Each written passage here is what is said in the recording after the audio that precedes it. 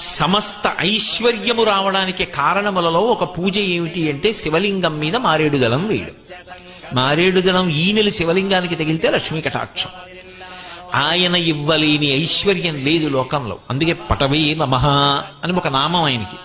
ఆయనని అడిగితే ఆయన ఇవ్వగలిగినది ఏమిటో మనకి తెలియదు. మౌనంగా ఉంటే నువ్వు ఊహించలేనంత ఇవ్వగలడం. ఆయన శక్తి సామర్థ్యములు అసాధారణములు.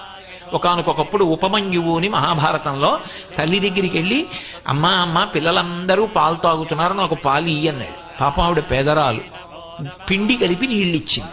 ఆయన నీళ్లు తాగుతున్నాడు పిల్లల్లోకి వెళ్ళి. పిల్లలందరూ గేలి చేశారు, అవి పాలు కావు, పిండి నీళ్లు మీ అమ్మ ఎక్కడి నుంచి ఇస్తుందిరా, నీ తండ్రి ఇప్పుడు లేడు కదా ఇక్కడ అన్నాడు. ఆయన పరిగెత్తికి వెళ్ళి అడిగాడు, అమ్మ నాన్నగారు ఏరమ్మా, పిండి నీళ్ళుట కదా, పాలు కావుట కదా అన్నాడు. ఆవిడంది విసిగిపోయి, తండ్రి లేకపోవడం ఏమిట్రా, శంకరుడు నీ తండ్రి. ఏరమ్మా అన్నాడు. తపించు కనపడతాడు.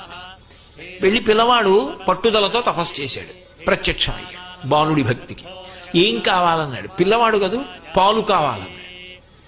రే నేను శివుడిరా, పాలా అడిగి ఇంకేం కావాలన్నాడు. నాకు పాలే కావాలన్నాడు. మరి పిల్లలతో మాట వచ్చింది కదా. ఆయన చూశాడు, పాలే కావాలా, నీకోసం పాల సముద్రాన్ని సృష్టిస్తున్నానని క్షీర సముద్రాన్ని సృష్టించాడు. అది ఆయన శక్తి.